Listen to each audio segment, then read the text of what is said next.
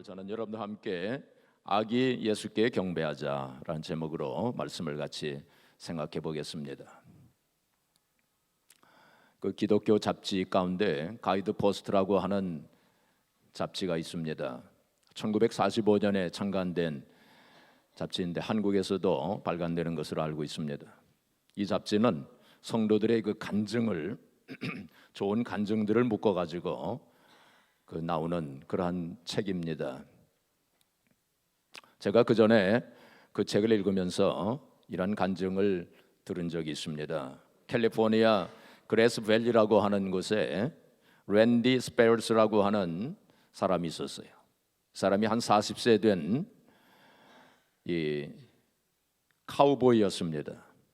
근데 이 사람이 아주 독실한 크리스찬이었어요. 이 하루는 일을 마치고 집으로 돌아오는 중에 이 마음속에 글자가 보였어요. 환상 중에 글자가 보였습니다. 무슨 글자 보였냐면 Search and Rescue, 그러니까 우리말로는 찾아서 구조하라, 찾아서 구하라 하는 그러한 글자가 마음속에 뚜렷하게 보였습니다. 그 이상하다, 이게 무슨 뜻인가 이렇게 생각하면서 집으로 돌아왔어요. 근데 집에 돌아오자마자 그의 아내가 텔레비전 뉴스에서 보았다고 하면서 어떤 할머니가 지금 산속에서 실종이 됐대요. 그래서 많은 사람들이 지금 그 할머니를 찾고 있다고 그런 얘기를 해줍니다. 그 이야기를 듣는 중에 또 마음속에 이제 그 또 환상이 보여지는데 이 낙타등처럼 이렇게 된 산이 보였어요. 그 참 이상하다. 그러면서 이것은 하나님께서 보여주신 환상이다. 그런 믿음이 생겼습니다. 그래서 준비를 해가지고 산으로 올라갑니다. 산으로 가는데 가서 보니까 이미 많은 경찰관들과 그리고 구조대원들이 그 할머니를 찾고 있었어요. 그래서 이 사람이 경찰들에게 말하기를 나는 레드 마운틴이라고 하는 곳으로 가겠다고 그렇게 얘기를 하니까 경찰들이 말하기를 이미 그 산은 다 수색을 마쳤기 때문에 거기 가보아야 소용없을 거라고 그렇게 얘기를 합니다. 그러나 그는 하나님께서 분명히 이 레드 마운틴의 그 모습을 보여주셨기 때문에 그 산으로 가기로 마음을 먹고 그 산으로 가서 수색을 하고 결국에는 그 할머니를 찾게 됩니다. 할머니를 찾아서 이제 구조를 하게 되는데 그 할머니도 독실한 크리스찬이었어요. 그래서 이 할머니가 고백하기를 자기가 길을 잃고 산속에서 길을 잃고 하나님 앞에 간절히 기도했다는 것입니다. 그런데 기도한 시간을 딱 보니까 계산을 해보니까 그 할머니가 산속에서 기도할 때 그 시간과 그리고 이 사람이 환상을 딱 본 그 시간이 정확하게 일치했다는 것입니다.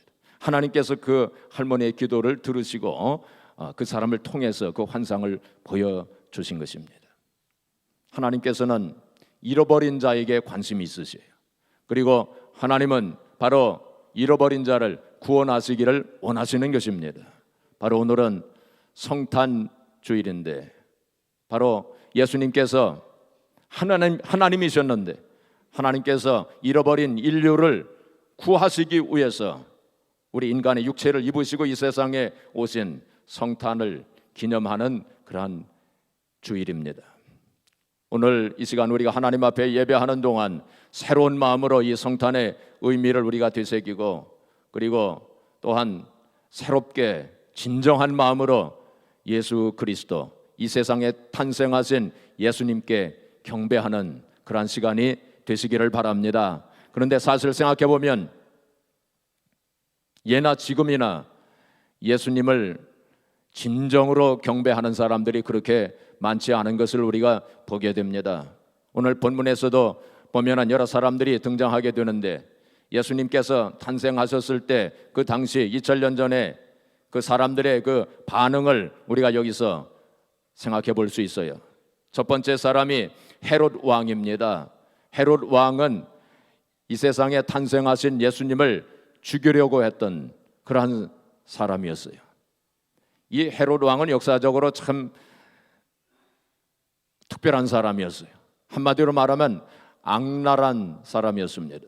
이 사람은 자기의 욕심을 채우기 위해서, 그리고 자기의 권력을 유지하기 위해서 서슴지 않고 사람들을 죽인 그런 사람이었어요. 심지어는 자기 부인까지 죽였습니다. 그리고 자기 어머니까지 죽였어요. 그리고 자기 세 아들을 죽입니다. 자기 권력을 유지하기 위해서. 그리고 자기 장모도 죽이고, 그런 사람이었어요. 아주 무자비한 사람이었어요. 이 세상에 그런 사람들도 가끔 있는 것을 우리가 보게 돼요. 그리고 자기가 죽을 때에 그 당시 지식인들, 사람들로부터 존경받는 사람들을 죽이라고 했습니다. 왜냐하면 자기가 죽어도 사람들이 슬퍼하지 않을 것이기 때문에 그 사람들을 함께 죽여서 좀 슬퍼하도록, 아주 그런 참 맹랑한 사람이었어요. 이 헤롯 왕은 바로 예수님께서 탄생하셨다는, 메시아가 탄생했다는 그런 소식을 들었을 때에 그를 죽이려고 했던 사람이었어요. 지금도 그런 사람들이 있어요. 자기 욕심을 채우기 위해서, 자기의 권력을 유지하기 위해서 서슴지 않고 무자비한 그러한 일을 하는 그러한 사람들도 있습니다. 지금 생각해 보면 북한의 정권 잡은 그런 사람들이 아마 이런 사람들 속에 들어가지 않는가. 서슴지 않고 예수님을 핍박하고 복음을 핍박하고 크리스천들을 핍박하는 그런 사람들이 있어요. 이런 사람들은 절대로 예수님을 경배하지 않을 것입니다. 우리가 또 이 본문에 나오는 사람들 가운데 보면 제사장과 그리고 서기관들이 있어요. 이 제사장들과 서기관들은 예수님께서 탄생하셨다는 그 소식을 듣고, 또 이들은 예수님께서 베들레헴에 탄생하실 것을 다 알고 있었습니다. 그렇다면, 그러한 것을 알고 있었다면 당연히 동방박사들과 함께 베들레헴에 가서 예수님을 경배했어야 옳았을 텐데, 다 알고 있으면서도 그들은 자기 일에 분주하여, 그리고 세상 일에 몰두하여 그들은 예수님을 경배하지 못했던 그런 사람들이었습니다. 지금도 바로 그런 사람들이 있어요. 자기 일에 몰두하고 세상 일에 빠져가지고 예수님께 올바르게 경배하지 못하는 사람들이 많이 있는 것을 우리가 보게 돼요. 또한 세 번째 사람들은 어떤 사람들이니까 일반 사람들이에요. 일반 백성들입니다. 여기 보시면 3절에 보시면 온 예루살렘이 듣고 소동했다고 그랬어요. 예수님 탄생한 소식을 듣고서는 온 백성들이, 예루살렘에 있는 온 백성들이 다 소동했다고 그랬습니다. 소동은 했지만은 예수님께 경배하지는 못한 그런 사람들입니다. 오늘날에도 우리가 성탄절이 되면 세상이 시끌벅적해집니다. 여러 가지로 분주하게 사람들이 왔다 갔다 합니다. 선물도 사고, 또 여러 가지 모임, 또 여러 가지 파티를 하기 위해서 분주하게 그렇게 보내지만은 진정한 마음으로 예수님을 경배하는 사람들은 별로 없는 것을 우리가 보게 돼요. 그러나 동방박사들은 어떠하였습니까? 동방박사들은 이 사람들과는 달랐어요. 정말로 동방박사들은 예수님을 참으로 경배했던 그런 사람들이었습니다. 수만리 길을 낙타를 타고 예수님께 경배하러 온 사람들이에요. 여기 배너를 보게 되면 여기 동방박사들이, 여기 보여요? 이게 배경이 좀 까매서 아마 좀 잘 안 보이실 거예요. 이 동방박사들이 아마도 이 별을 보고 따라갔기 때문에 낮에는 아마 잠을 잤을 거예요. 그 밤에만 아마 여행을 했을 거예요. 동방박사들이 몇 사람인가? 학자들에 의하면 어떤 사람들은 3사람이라고 하고, 어떤 사람은 12사람이라고 합니다. 서방교회의 전통으로는 3사람으로 합니다. 동방교회, 그리스 정교회라든지 러시아 정교회 그쪽에서는 12사람으로 그렇게 보고 있어요. 성경에 동방박사들의 숫자는 나와 있지 않습니다.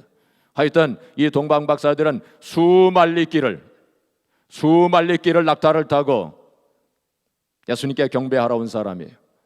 또 유황과 몰약과 그리고 또 황금을 가지고 예수님께 경배했던 그러한 사람들이었습니다. 이 사람들은 참으로 예수님을 참으로 진정으로 예수님께 경배했던 그러한 사람들이었어요. 오늘 동방 박사들이 어떻게 예수님을 경배했는가 하는 것을 우리가 살펴보므로 우리도 그와 같은 마음으로 오늘 주님께 경배하기를 바랍니다. 그래서 우리들 한 사람 한 사람이 21세기의 동방 박사들이 되시기를 바랍니다. 첫째로 우리 동방 박사들은 어떻게 경배했느냐? 예수님께 경배드리기 위해서 정성을 들였어요. 뭘 드렸습니까? 정성을 들였습니다. 정성을 모아서 예수님께 경배했던 그런 사람들이었어요. 이 동방 박사들이 동방에서 왔다고 했는데 학자들은 이 사람들이 그 당시 페르시아에서 출발했을 것으로 그렇게 보고 있습니다. 페르시아에서 팔레스타인 베들레헴까지 오려면은 정말로 먼 여정이었을 것입니다. 그들은 산을 넘고 강을 건너 그리고 사막을 건너면서 정말로 별을 바라보면서 밤에만 그렇게 여행을 했을 거예요. 오랜 시간이 걸렸을 것입니다. 또 그렇게 하기 위해서 많은 경비가 필요했을 것입니다. 그들은 시간을 들이고 많은 경비를 들이면서까지 정성을 모아서 예수님께 경배했다는 사실을 우리가 알 수 있어요. 나치스에 의해서 순교를 당했던 본 회퍼 목사님은 cheap grace라고 하는 말을 사용했어요. cheap grace, 값싼 은혜라고 하는 단어를 사용을 했습니다. 그것은 현대 교인들이 값싸게 신앙생활을 하려고 한다 하는 그런 의미로 cheap grace라고 하는 그러한 말을 사용을 했어요.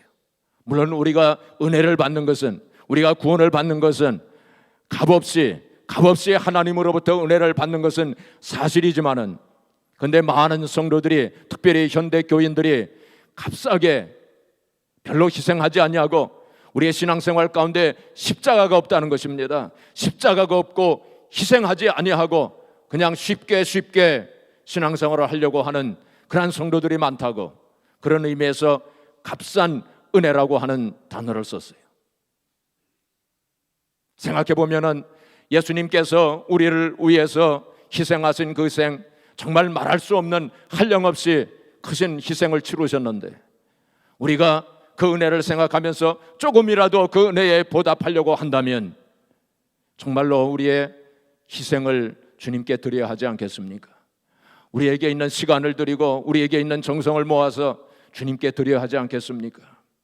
우리가 바로 그런 마음으로 우리가 주님께 경배해야 된다고 하는 사실을 우리가 생각해야 될 것입니다. 동방 박사들은 바로 정성을 모아서 최선을 다하여 주님께 경배했던 그런 사람들이었어요. 둘째로 동방 박사들은 예수님께 겸손히 경배했습니다. 그 당시 동방 박사들은 최고의 지식인이었고 그리고 학자들이었습니다. 그런데 이 사람들이 예수님께 어떻게 경배했습니까? 엎드려 경배했다고 했습니다. 가장 낮은 자세로 겸손한 마음으로 주님께 경배했어요. 우리도 그런 마음으로 오늘 이 시간 주님께 경배해야 될 것입니다. 세상의 지위를 다 벗어놓고, 세상의 계급장 다 벗어놓고 우리가 주님께 겸손한 마음으로 납작 엎드려서 주님께 경배해야 될 것입니다. 영국의 여왕인 엘리자베스 여왕은 이렇게 고백했습니다. 나의 생전에 만왕의 왕이신 예수 그리스도가 재림하시기를 원합니다. 왜냐하면 내 생전에 내가 쓴 왕관을 그의 발 앞에 엎드려 벗어드리기 쉽기 때문입니다. 영국의 왕이지만은 그는 주님 앞에 엎드려서 자기의 그 왕관을 주님께 벗어드리기를 원했던 거예요. 우리도 마찬가지로 우리의 모든 것, 우리가 잘나면 얼마나 잘났겠습니까? 또 우리가 높으면 얼마나 높겠습니까? 우리가 가지고 있는 모든 것 다 주님 앞에 내려놓고 겸손한 마음으로, 죄인된 마음으로 주님 앞에 경배해야 될 겁니다. 세 번째로 동방 박사들은 보배 합을 열어서 예수님께 예물을 드리면서 경배했어요. 동방 박사들은 보배 합을 열어서 황금과 유향과 몰약을 주님께 드렸어요. 여기 황금이라고 하는 것은 왕 되심을 의미하는 것이고, 유향을 드렸다고 하는 것은 예수님께서 제사장으로 오셨음을 의미하고 있는 것이고, 몰약을 드렸다고 하는 것은 예수님의 죽음을 의미합니다.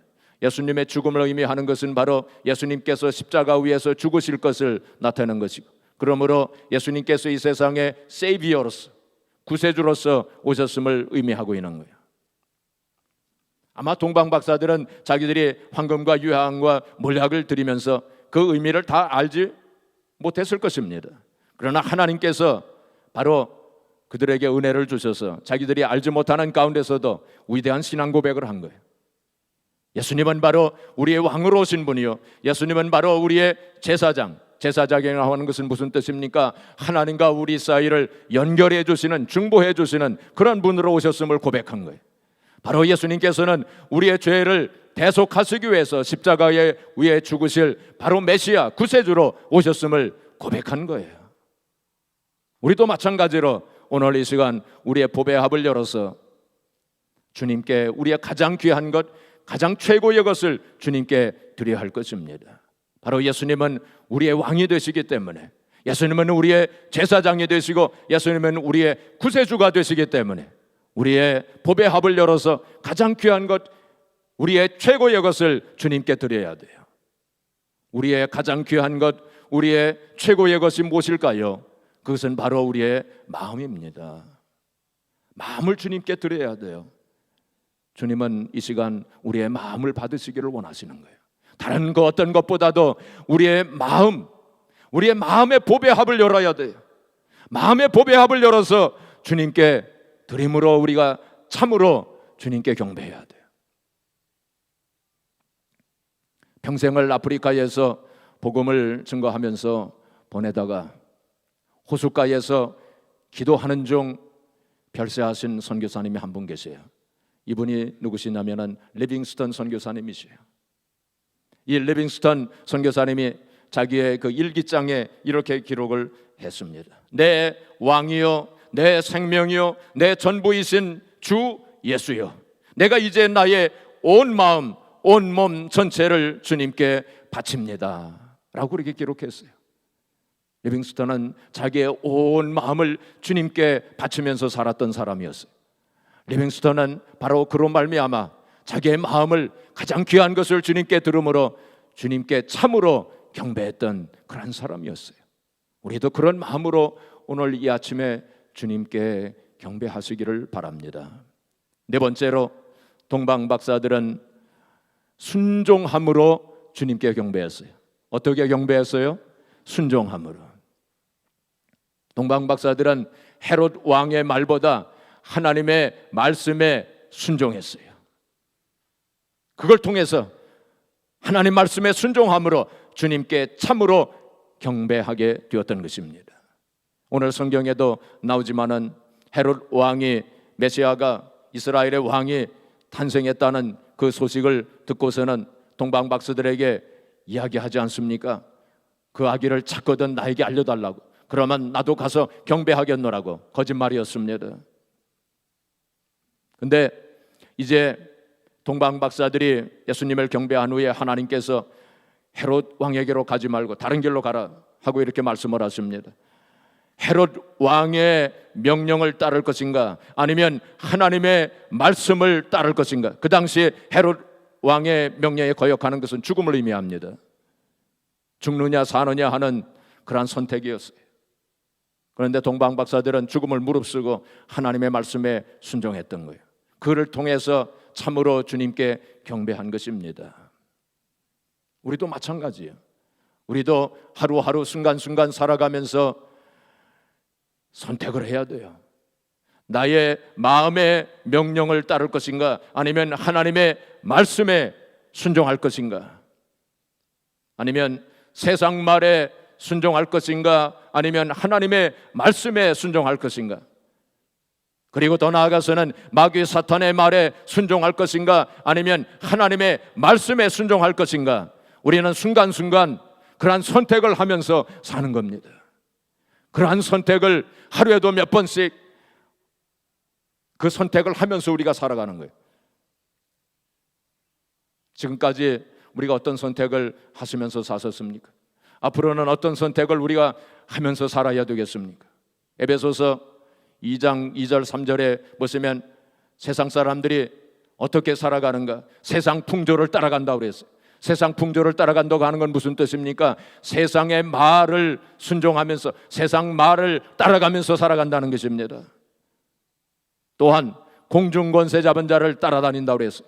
공중권세 잡은 자는 바로 마귀 사탄을 가리킵니다. 마귀 사탄의 말에 순종하면서 그 뒤를 따라가면서 살아가는 사람들이 많다는 것입니다.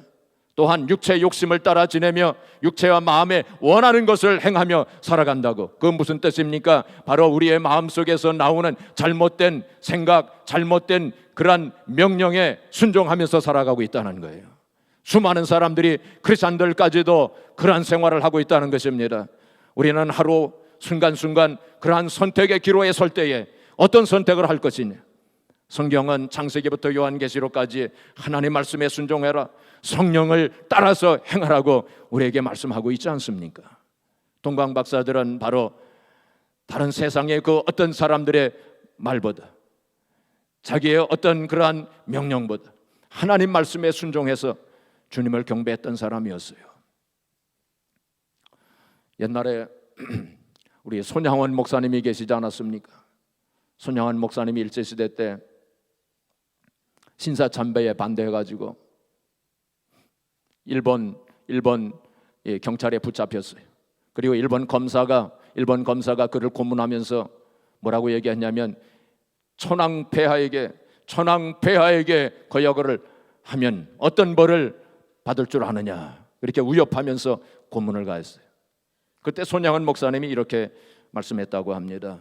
조그마한 나라 일본의 천황폐하의 말을 거역해도 이렇게 벌을 받는데 하물며 만유의 대왕이신 그리스도의 명령을 거역하여 신사 참배하면 그 벌이 얼마나 크겠소. 그렇게 대답하면서 끝내 신사 참배를 반대하고 하나님 말씀에 순종했다는 것입니다. 우리의 손 목사님도 순종함으로, 하나님 말씀 명령에 순종함으로 주님께 참으로 경배했던 그런 분이었어요. 마지막으로 동방 박사들은 다른 길로 감으로 주님을 경배한 사람이에요. 다른 길로 감으로. 여기 12절에 보시면은 그들은 꿈에 헤롯에게로 돌아가지 말라 지시하심을 받아 다른 길로 고국에 돌아가니라. 다른 길로 갔다고 했습니다. 이 동방 박사들이 헤롯 왕에게로 갔더라면 그들의 경배는 비극으로 끝나버리고 말았을 것입니다. 그러나 그들은 다른 길로 갔습니다. 다른 길로 갔다고 하는 것은 어떤 의미를 가지고 있습니까? 새로운 길, 참된 길, 올바른 길, 하나님이 기뻐하시는 길로 갔다는 것입니다. 그들은 예수님께 경배하고 예수님을 마음에 모시고 이제는 참으로 올바른 길, 지금까지 걸어온 잘못된 길을 다 버리고 청산하고 올바른 길로 갔다는 것입니다. 그것이 좁은 길이라 할지라도, 그리고 그것이 험난한 길이라 할지라도 하나님께서 기뻐하시는 길, 바로 그것이 다른 길이요, 그것이 바로 새로운 길입니다. 예수님께 참으로 경배한 사람들은 그러한 새로운 길을 가게 될 힘을 얻게 될 것입니다. 우리의 생각이 달라지고 또한 우리의 말이 달라지고 우리의 생활, 우리의 행동이 달라져야 돼요. 우리가 크리스찬이라면 정말로 하나님 기뻐하시는 그러한 새로운 길, 바로 그 길로 우리가 가야 할 것입니다.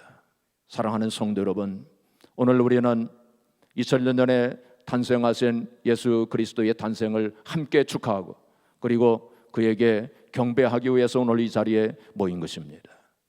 오늘 이 시간 우리가 주님께 경배할 때에 그 옛날 동방 박사가 주님께 경배했던 그 마음을 본받아 우리가 정성을 모아서 그리고 겸손한 마음으로 그리고 우리의 보배합을 열어서 가장 귀한 것, 우리의 마음의 중심을 주님께 드리고 그리고 하나님 말씀이면 내 생각을 앞세우지 아니하고 내 상식과 경험을 앞세우지 아니하고 내 이성을 앞세우지 아니하고 하나님 말씀이라면 온전히 순종함으로, 그리고 더 나아가서는 우리가 지금까지 걸어온 길, 잘못된 길이었다면 그것을 버리고 청산하고 이제는 새로운 길, 다른 길, 하나님께서 제시하시는 그 길로, 그 생명의 길, 그 십자가의 길로 나아감으로.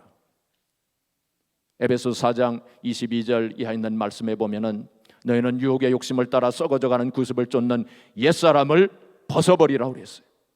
그리고 오직 심령으로 새롭게 되어 하나님을 따라, 세상을 따라가지 아니하고 마귀 사탄을 따라가지 아니하고 자기의 육신의 마음을 따라가지 아니하고 오직 하나님을 따라 의와 진리의 거룩함으로 지으심을 받은 새 사람을 입으라고 말씀하셨는데, 오늘 이제 2014년 우리가 성탄절을 보내면서 다시 한번 새롭게 결심하고, 그래서 하나님께서 기뻐하시는 성도의 삶을 이루어 나가고, 이번 2014년 성탄절이 참으로 뜻깊고 의미 있는 성탄절이 되어지고, 성탄의 의미를 깊이 묵상하면서 성탄의 그 기쁨과 그리고 성탄의 감격과 성탄의 그 영광이 저와 여러분들의 심령 속에 충만하게 임하시기를 주님의 이름으로 축복합니다.